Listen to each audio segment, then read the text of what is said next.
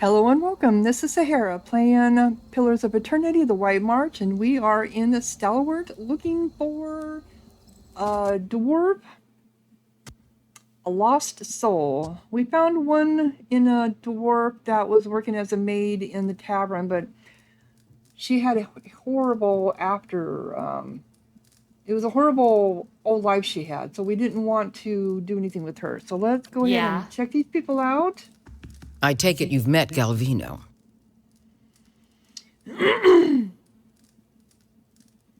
Yeah, her eyes, she doesn't like her. Okay, so let's examine her soul. Your awareness settles beneath Renegade's skin. You feel yourself looking through her eyes upon a time-faded memory. I bet she did it. I guess I was wrong.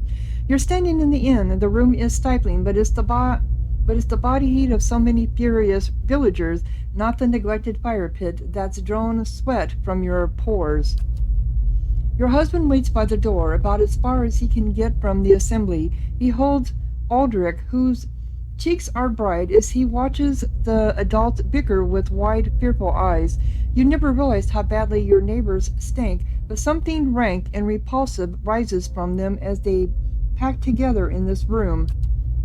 How much did the old snake pay you, Sina Hiod?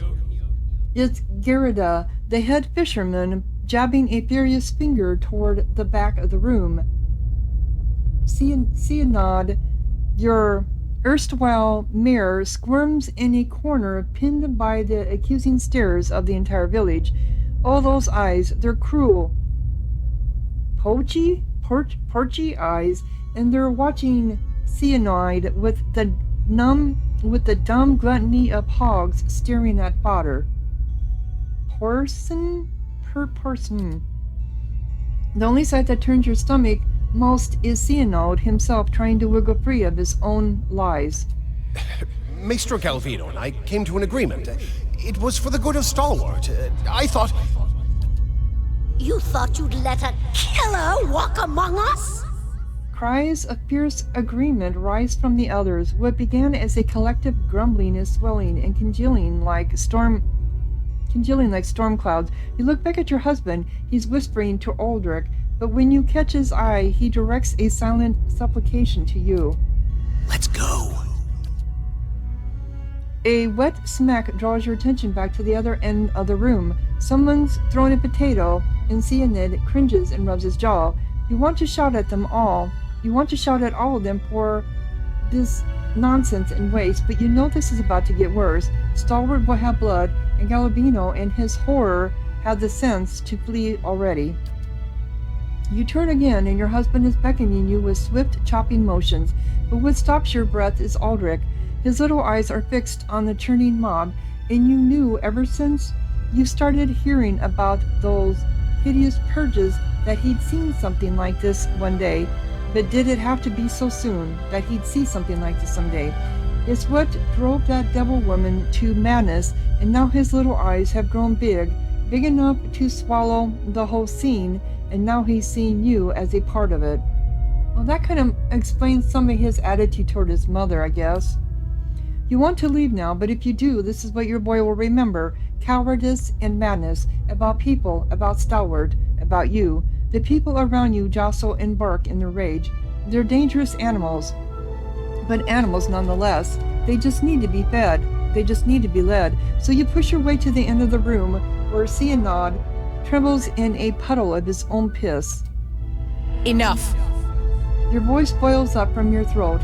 The others fall silent watching you. They listen, numbly trusting as you turn Sianod's death sentence into an exile. No one contradicts you when you explain that he's going to march out of this village alone and into whatever miserable hamlet will have him. They silently agree when you explain that their hands are too clean for the likes of him. But there's something else forming behind their eyes, a kernel of trust and dependence. You feel it curdling around you, encasing you like a pearl does sand. You only wanted to spare Sianod's life, not volunteer for his job, but you see so much fear shimmering just beneath their expressions.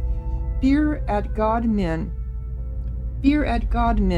marching through the mountains, at Dirawidians and their purges, at dying the slow and lonely death of a ghost town.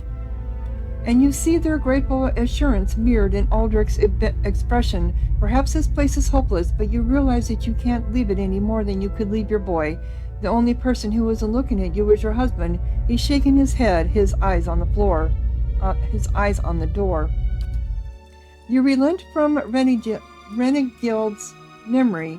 Vivid though it has nothing to do with the Durgan's battery. What's on your mind?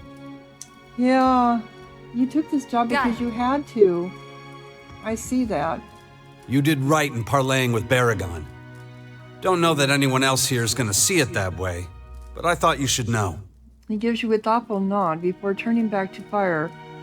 Do you know anything about Durgan's battery? It's a fool's hope. A fantasy that's kept these parts inhabited longer than they should be. Okay. They say the Pargrunan dwarves developed Durgan's steel, became powerful, rich. And then one day, they locked their doors and died. He shrugs, turning his palms towards you. Nothing like a mystery to stir folk up. Most of Stalwart is convinced that some Pargrin secret'll save us all. But that don't stop them from whispering a prayer when they pass the old fortress. Something else you need? Earlier you said I should make peace with Matron Baragon. About the only thing folk here haven't tried. Killing one more matron won't change things for long. But it could be fun. Your host ignores her, yep. Besides, her clan's flames that whisper. The one that attacked us was Wolf with many mouths. I'd know him anywhere. Oh, well, I'm glad I didn't kill her then. Okay. They're cut from the same cloth, Aldrich. Only a matter of time before Baragon marches through that gap in our walls. At the sound of Renegild's voice, Aldrich's shoulders stiffen, his jaws work in a silent and furious retort. You seem to disagree with your mother on quite a few matters. Mother's convinced that a magic forge will turn this frozen crack into a hub of civilization. She can't accept this place is dying. Me, I'd just as soon move on. He scrapes the side of his boot on the straight but weathered floorboards. Well, then why don't you just leave? You're a man. You can do whatever you want. So what do you do here? I'm a carpenter. Mother's a builder. So it felt like a good fit at the time. Not that we've got a lot of new folk to build houses and furnishings for. These days, I spend most of my time fixing up the stockade. So let's read your soul. You search for Aldrich's essence and find yourself staring at a fence post lying in a filthy slush of frozen mud. Snow gathers around your legs and trickles into your boots. A wind nips at you even through layers of furs. You hold a wood chisel in one numb hand and a mallet in the other. Kneeling over the fence post, you get to work. Hour after hour, you hammer away, feeling the tools grow heavy in your grip as your breath fogs your vision. You want to do better work than this. You can do better work than this, but no one's building new houses in Stalwart. The last table you crafted was put into the fishery and pike intros. Now trace the fine dovetail joints you so lovingly carved. Now you mend the stockade because that's what's needed. The chisel slips, skidding alongside your hand. You gasp, but you hold up your hand and see, much to your relief, all 5 fingers wiggling back at you. You need to get out of this town.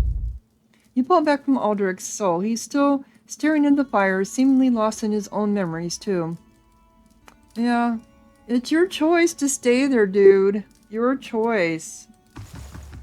Alright, so we got one more person. Oh, please, let that old lady be it. It makes sense it would be her. I mean, she's the old miner, right? But if we have to, because I don't think anyone else... I don't think there's anyone else around here that has a name. I mean, there were some people wandering around here. Well, that was that dwarf down here, but we gave him what he wanted, so he disappeared. And then there was that guy that was hanging around out here that was trying to get the wine, but he wasn't out there anymore. So I think this is all we have left.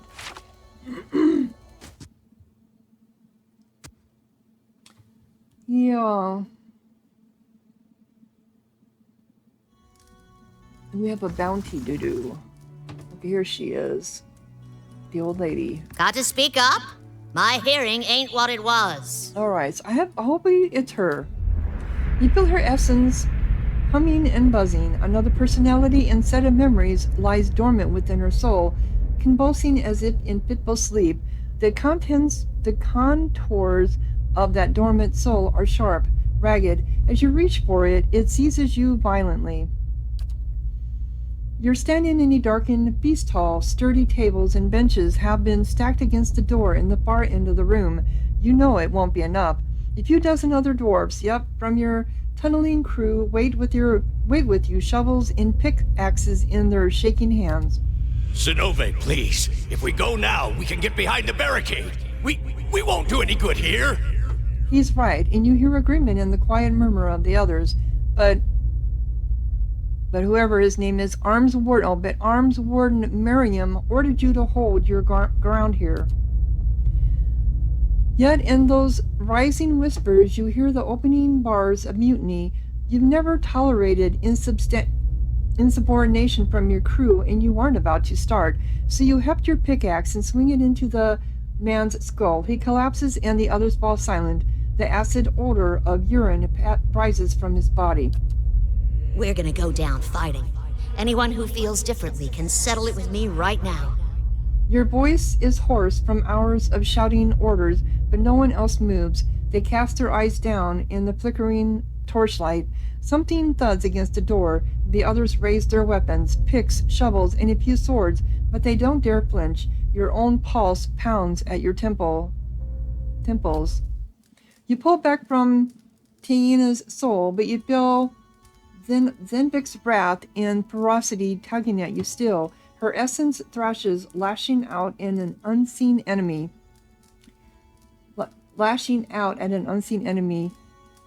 Zuina is powerful but dangerous too. Her fury has anchored her to old and threatening memories. Tiana, however, seems unaware of any of this, and she blinks back at you with coldly placid eyes. She's an old woman, so what can this person do in her body? Awaken, and remember your battle in the feast hall. A tremor passes through Tiana's face, and then her rumpled skin goes slack. After a racking cough, she blinks like someone slowly coming to consciousness. That name. It carries memories of death, war, fury, the taste of blood. What do you want with it? Her eyes have grown unusually clear. A true warrior was buried beneath. It would explain the dead bodies all around her. What dead bodies all around her? I need to enter Durrigan's battery. What trickery is this, stranger? You think a Pargrin would so easily betray her own people? Her hands clench and unclench around an imaginary weapon. Her essence stirs with the same battle-ready fury you sensed in her memory from Durrigan's battery. She is dangerous. Beneath Zenobie, Tania's overwhelmed consciousness struggles. The last of your people disappeared hundreds of years ago. There's nothing left to betray. Zenvil's rage is a heavy fog that clots and thickens, choking Tania's fading consciousness. Zenobie, whatever herself, is overwhelmed, and she forces Tania's eyes into narrow slits. Lies! Arms Warden Maroon will see you cast into the White Forge! Look around. Would you be here stuck in an old woman's body if I were lying? She at last overwhelms Tania, screaming through the old woman's mouth. In that instant, Tania's psyche expands, filling you with a lifetime's worth of memories and experiences, including a set of verses that you know to be the canic of Durrigan's battery. Hammers of Durgan, ring loud. May the anvil's deep music resound. Walls of the battery, safeguard our works from marauder and wilder alike. Abidun's faithful travail by the forge and the fires that brighten the ore.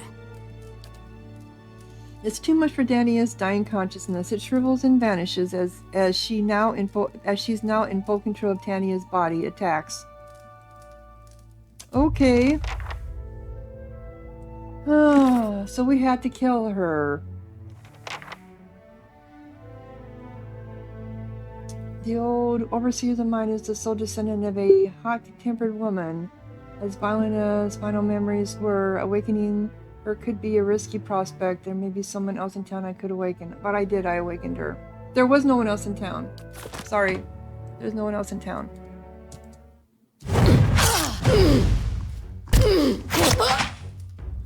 Sorry. Sorry! Oh, the Recluse of the White March. So the verses of the cantor are, I learned of the cantor from Dining Dragons. Unfortunately, took over her body and attacked me, and I was forced to kill her. Maybe there could have been a different alternative. Taxes collected. Maybe there could have been something more I could have done. Alright. Another response? I don't know. And now I can take all this stuff. It doesn't matter.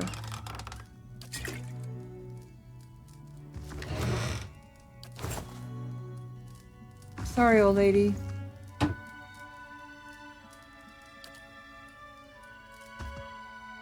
So was it nighttime yet?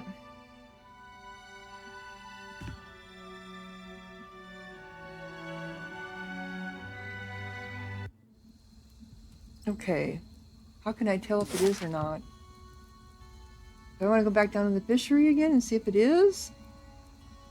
Or do I have to leave? Let's go on a... It seems like it's dark to me, but... I hear an owl. So, so we're going to go on a bounty hunt. If he is still here, then we'll go to, on a bounty hunt. Ah, it's empty. Okay. So what am I supposed to do with this stuff anyway? I'm just going to take it since there's no one here. Oh, I gotta put on my... No problem. Am I gonna find something now? That I didn't find before?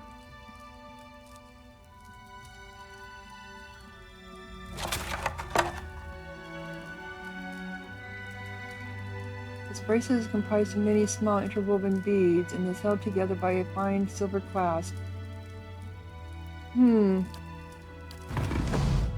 You reach into the barrel and find your bracelet. A thick aura of essence clings to it, fresh with memory. You feel yourself drawn into it.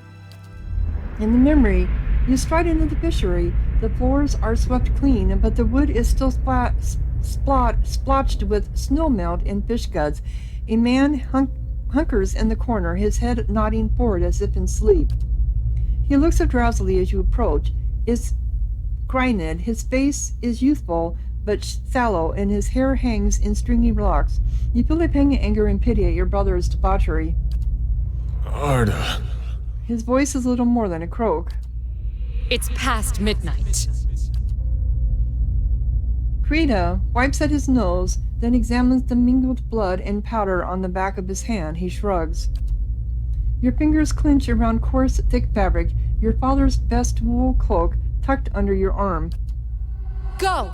To raid Ceres, or Defiance Bay, or fucking Air Glonfoth. I don't care! You hurled at the ingrate huddled on the floor.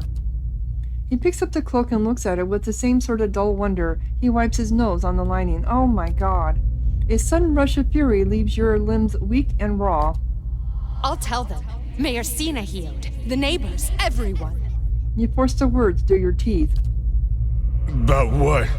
He mumbles, churning his words from a morass of snot and saliva. The stealing. You think I haven't noticed the money missing from the fishery coffers? Or heard Tana talk about losing a golden duke? You whisper, afraid even now that someone will overhear you, and the words scorch your throat. You can't be found when there's work to do, but every time those merchant wagons roll into town, you've got coin enough for a few bags of ripple sponge. No, that's not... He rubs his red-rimmed eyes. Your own grow warm and blurry. Stalwart tolerates your sponge habit, but they won't abide your thieving. You touch your bracelet, a gift from Mother, plucking at the beads. You won't. He rises steadier on his feet than you would have thought. I will. I wouldn't have shamed Mother and Father why they were living, but I won't let this keep up. Your anger swallows the last of your pity. Anger at him for putting you in this position, for doubting your resolve, for failing to see. You're close enough to smell his stale, sour breath when he pushes you. You fall, watching his widening eyes in the ceiling spinning into your vision. Isn't this just like him? Creed with his fool tantrums, never thinking of anybody but himself, and now you're going to be nursing a headache for a week just goes to show you can't help some people, but you remember him too, your baby brother, running through the snow, slipping, falling on ice, and you're slipping, falling, and there's a table behind you, but it shouldn't. The memory ends abruptly, jolting you back into the present, with your heart hammering and your palms sweating. So I pushed her into the table and she died.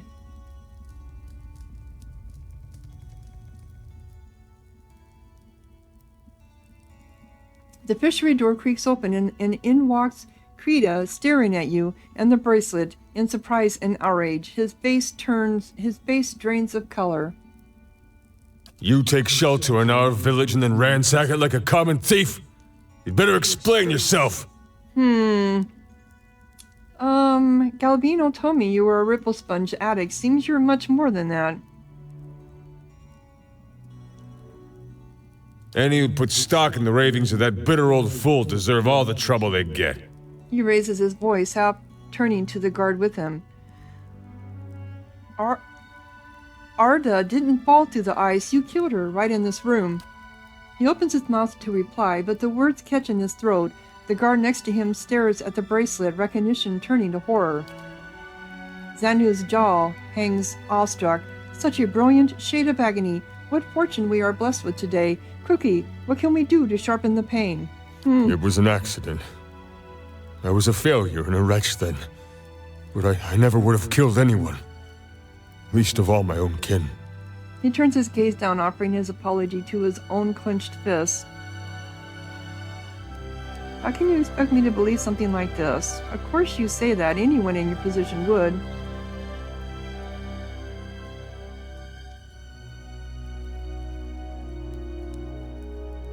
Yeah, what do you mean? I gave her body to the lake. But I kept her bracelet. To remember the cost of my own weakness. He loosens his hands and stares at the emptiness in his leathery palm. I ain't asking for forgiveness. I know I don't deserve any. My penance is my work on behalf of the village. And they need it, truly. You've seen the shape this place is in. Have mercy on Stalwart, if not on me. Let me do the work Arda would have done. That's my debt to Stalwart, and the only fitting way to honor my sister. He looks up at you, his eyes bright and clear. Pay me and the bracelet is all yours. No, you can't get away with this.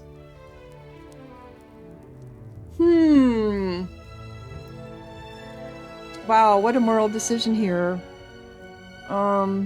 He killed his sister. I mean, it was an accident, but still he hid it. But because of that, he did change himself around, and he did. But people should have known. He lied about her falling through the ice.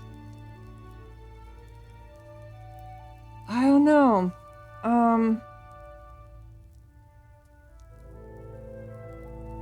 Who else would run the fishery if it weren't him? I'm sure someone else there could. I don't know. This is an odd one.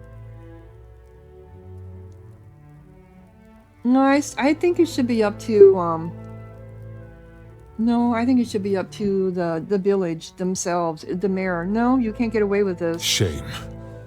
Was counting on you to do some good around here. Oh, wow.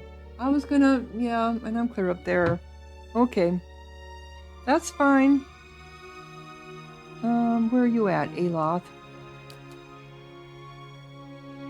I suppose you're clear back here, aren't you? Is this you?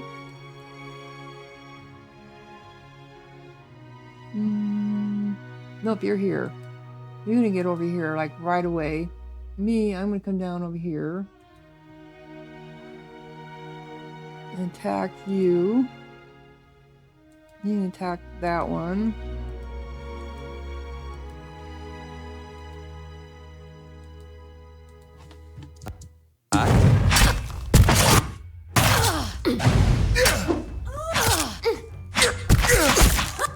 Alright, just attack anybody there, girl.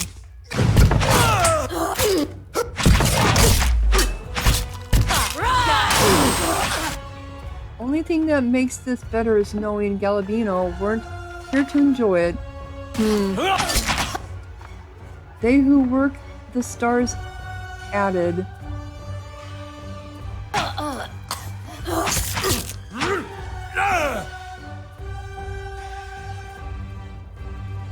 Well,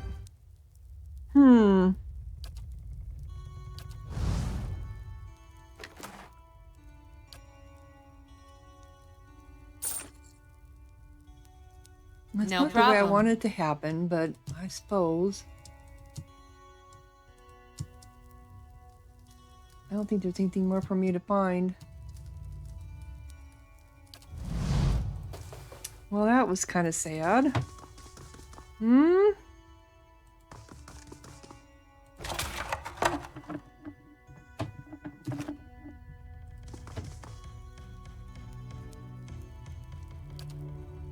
Are we going to be accosted now?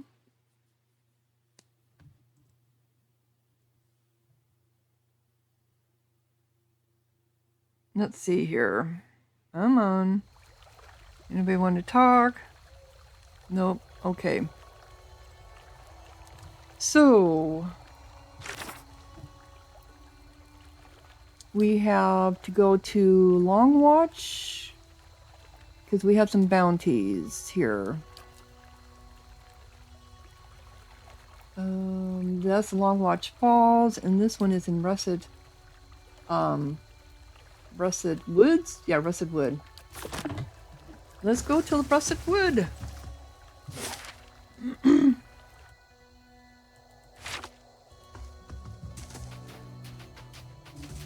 wonder if there's anyone we're supposed to tell. Maybe the mayor?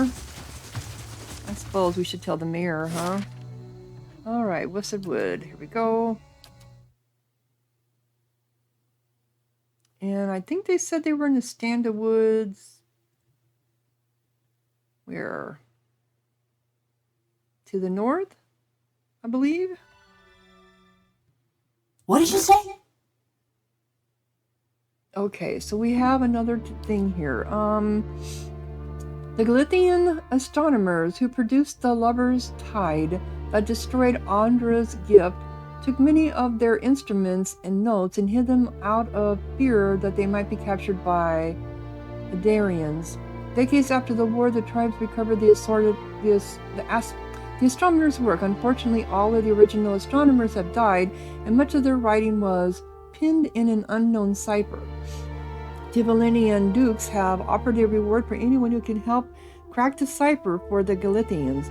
The tribes are reluctant to let anyone look at the notes, but believe it would be better to share their knowledge than let it remain secret. So this sounds like for him. Canu. Let's assign him to that. So, turn to his friends. Cloak, major item. Okay.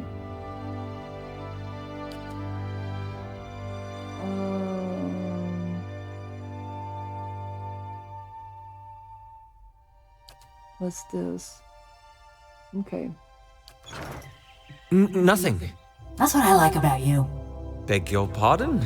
You don't talk much. Okay, so they're in the Standa Woods, somewhere in a woodcutter's grove. I bet that's probably where they're at. That's why that's marked on there, huh? What do you think? Think that's why it's marked on there? Maybe not. Maybe I'm. Oh no, here they are. It's him, Harmek. I remember that weak chin and those knobby knees. She stops staring motionless at the figures among the trees. Bye, we best get primed for a bashing. How goes? The elven man emerges into the clearing and freezes, staring at the devil of Karnak. For an elf, he's tall and rangy, with a weather-beaten face beneath stringy, greasy hair. The others with him turn, glaring and gaping at the bronze golem. Auroch's shadow! What's that wicked thing doing here? He swallows, a lump bobbing in his neck.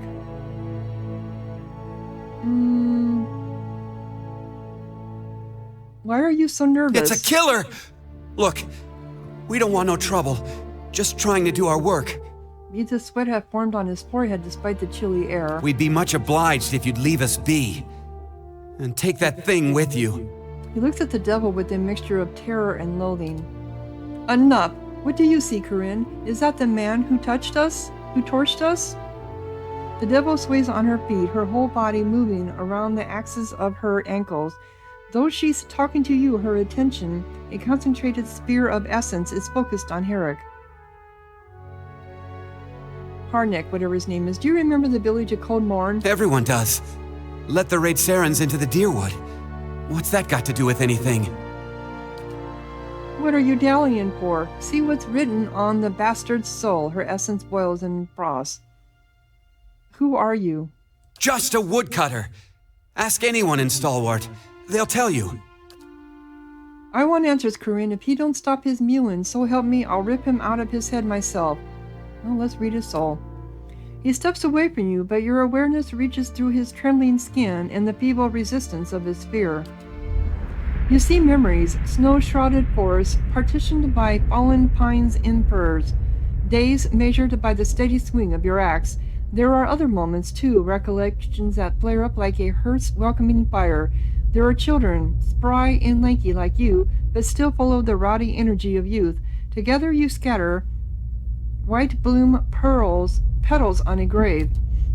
You reach deeper into his soul. Years roll back. A torch in your left hand bathes your face and shoulder in heat. All around you are other men and women holding on to torches, and the mountain air is acid with the stench of smoke and sweat. Rage billows off of the others. It's been a fever in your blood for days now, exhausting you and invigorating you in equal measure. You're at the edge of the town, Cold Morn. It's hours yet before dawn, but the commotion has started to awaken the village. Candlelight ignites behind frost-crusted windows, and haunted faces peer out at you through the glass.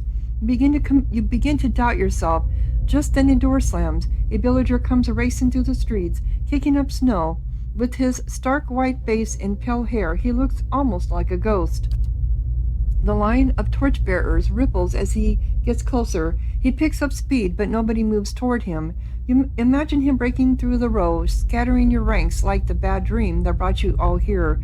You imagine waking up in your bed, the heat from your torch, nothing more than the warmth of your wife sleeping next to you.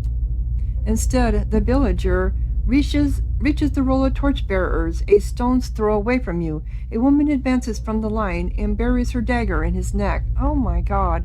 The rest of your fellows shout. Rage, memory, and bloodthirsty triumph boil up in you. You all came with a purpose. You came to bring justice to the traitors of Cold Morn. The next few hours are painted in colors more vivid than life. You put your torch to anything that stands, and your sword to anyone who runs. It is as if Magran herself whispers in your ear and guides your hand. Exhaustion has almost cooled your rage when you spy a house at the edge of town, one of the only buildings that hasn't already burned. It's flanked by knotty spruce trees, and the door is painted yellow, the bloom of sunrise, the hue of your son's hair, the color of cowardice.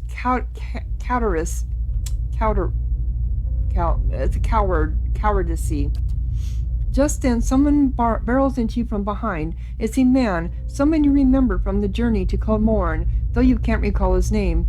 He snarls at you, mad with indiscriminate rage, and it occurs to you that he's mistaken you for one of the villagers. You smash the window and hurl your torch inside. The other man has turned away. You think you hear a child shriek within the house, but it's impossible to tell above the roar of the riot. Herrick shivers as you pull away from his memory. His eyes are wide with guilt and fear. Spit it out, Corinne. What did you see? Her feet are rooted in the snow, but her limbs jerk and jangle. It's not that simple. Don't give me that greasy horseshit. You looked into the squalid dredges of his soul. Tell me what you saw. She turns towards you, strangely clumsy. Heat patterns streak and flare across her body. The snow melts around her feet. He did burn down your house. She stares at Harnick. You hear only a rolling mechanism in her throat, but Harnick leans closer. What did you say? His mouth quivers. What did it feel like? The torch in your hand, the blade you carried, what did they feel like?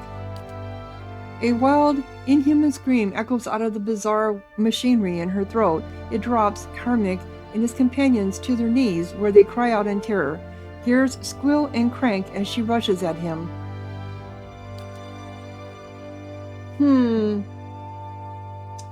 But why are we killing all the other people around him? They didn't have anything to do with it, did they?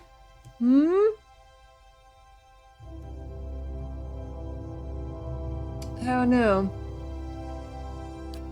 Since you're so set on killing him, you kill him.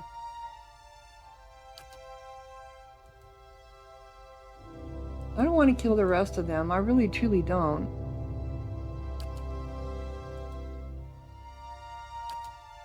You better go over here. Well, that was you I just did, wasn't it? Go over here. Me, I'm going over here. Right here.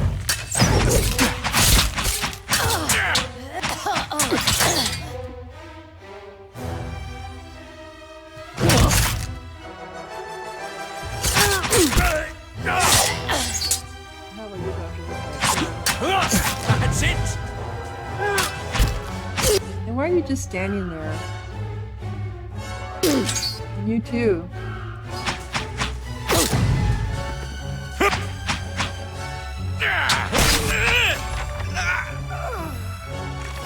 The one that got away. I looked into Harnick's soul and saw him torch the devil of Eric's house. I told her about it and we killed him. So we killed everybody. It wasn't just him. Yeah?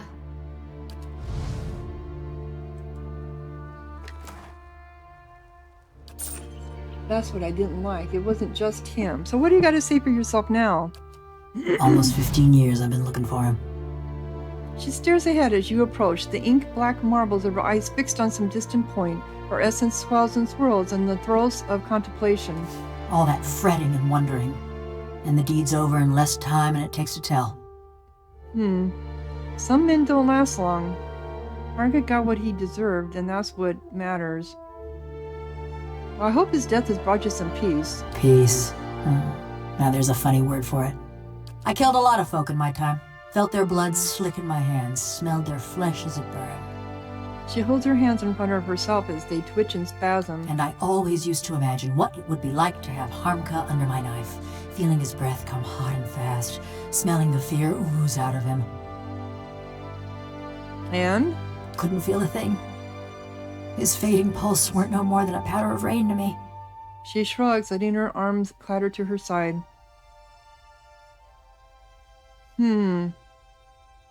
What do you mean? This body, it weren't made for feeling. Gouging my fingers into Harmka's wasting flesh, his screams just buzzing in my skull. She flexes and unflexes her fingers in a few lightning quick motions. All it did was remind me. Of what? That this is a madman's fever dream. Like a prison. But no, because in a prison, you lay your head down and you feel the straw soft beneath you. Your flesh prickling in the cold, black bread crumbling on your tongue. She turns her arms in front of her, examining the scrollwork on the backs of her hands with horror and wonder. Your body has unique strength and advantages, too. No, it can't really be as bad as all that. I imagine it would be. Pain and pleasure are distractions. You're lucky to avoid them.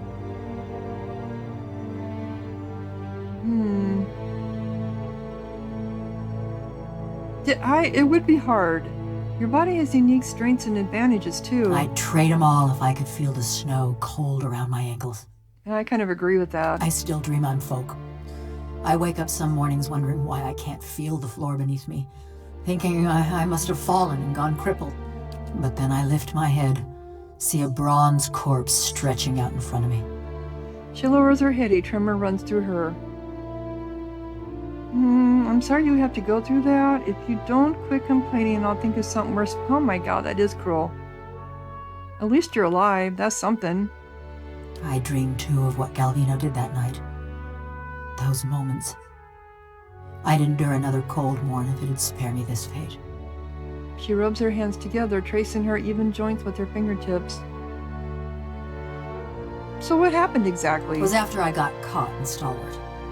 They'd locked me in a little house by the inn, the old mayor and his cronies.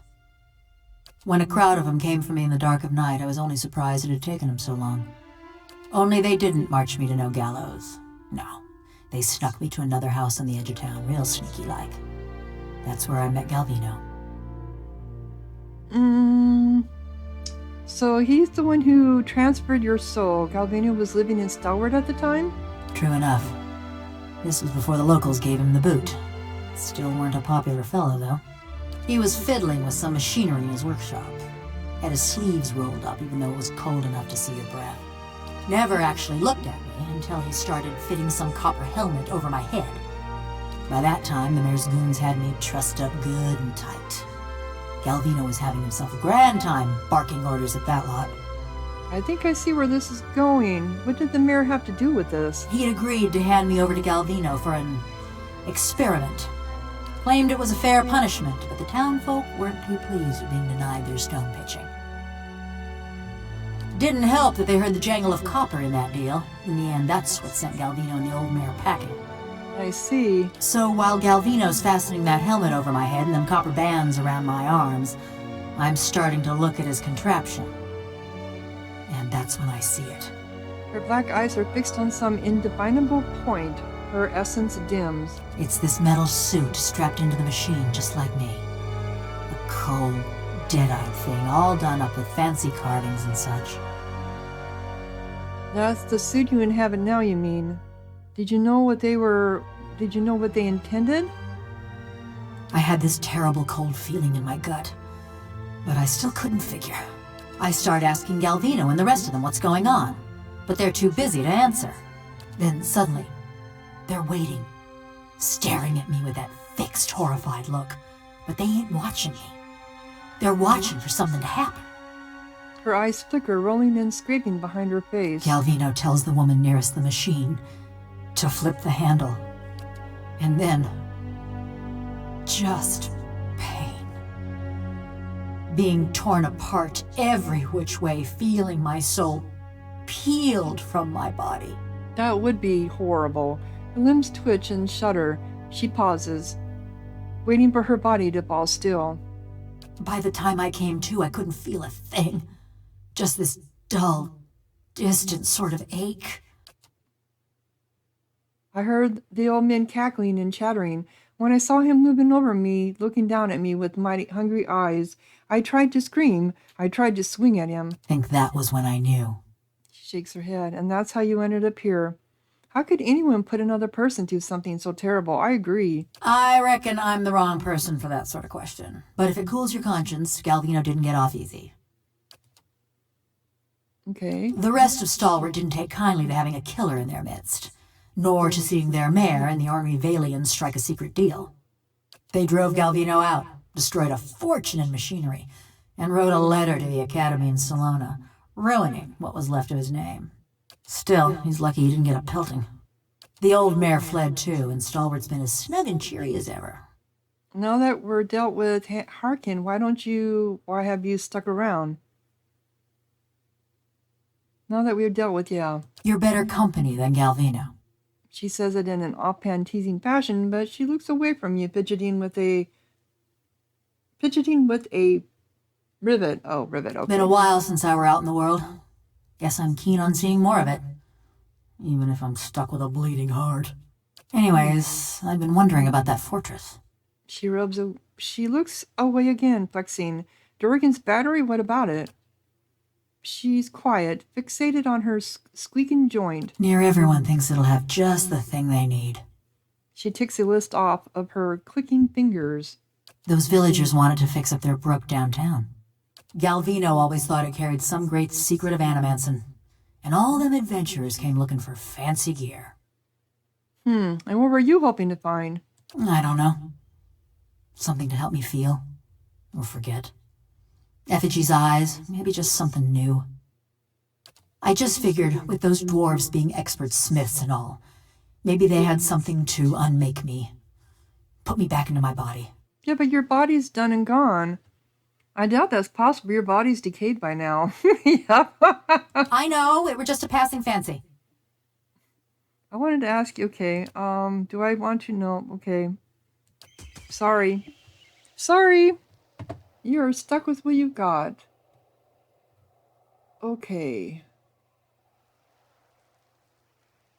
So, wait a minute. So that wasn't the hunter. That wasn't the people we were going after, the bounty. No.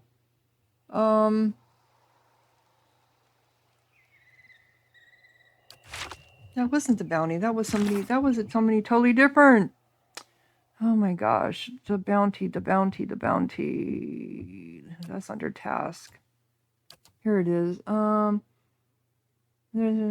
last scene in the rest of the Human Ledger. Last scene in the rusted wood. Okay, so this wasn't them. This was her quest. Okay, so we need to go find them. They could be anywhere.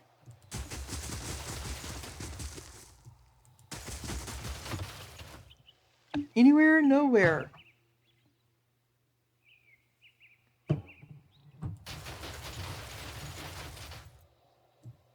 And we still haven't found a piece of that helm.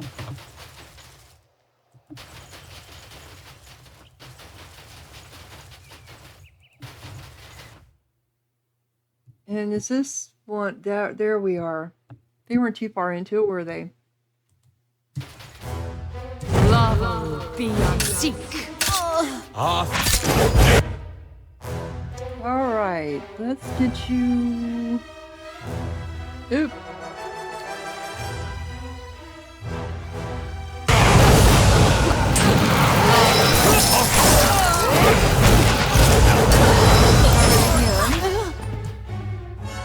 I suppose you got turned, didn't you? You did. Yes?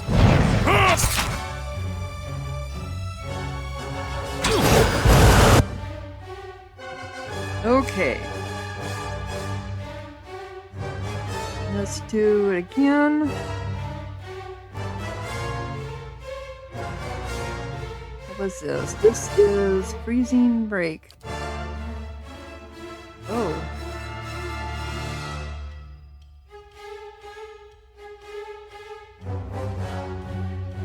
No, I don't want to do that one.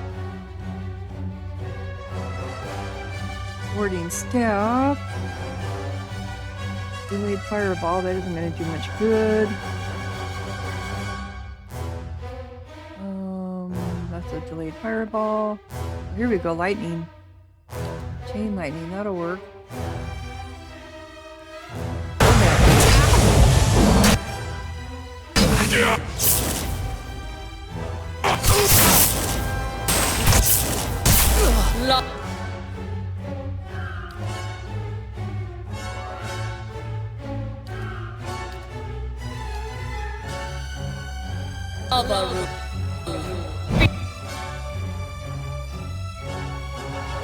Alright, where are we all at?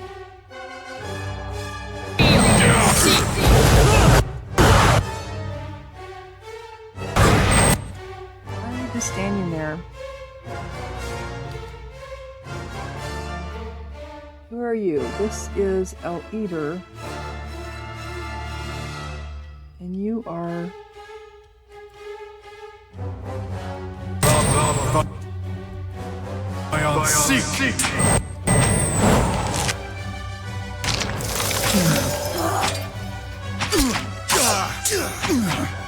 Alright, we did get him.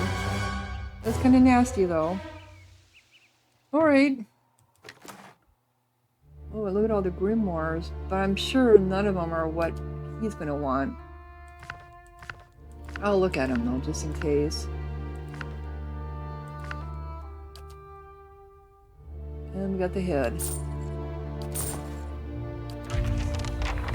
Okay.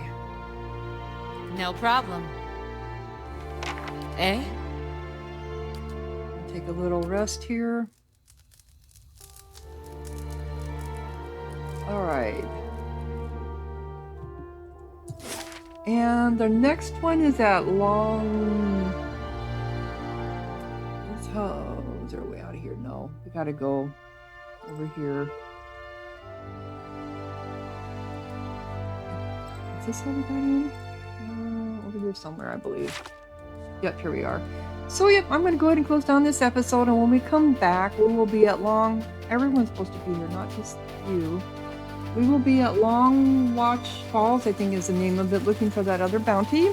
If you're enjoying, click like, leave a comment, subscribe, and thank you so much for watching. Sahara out.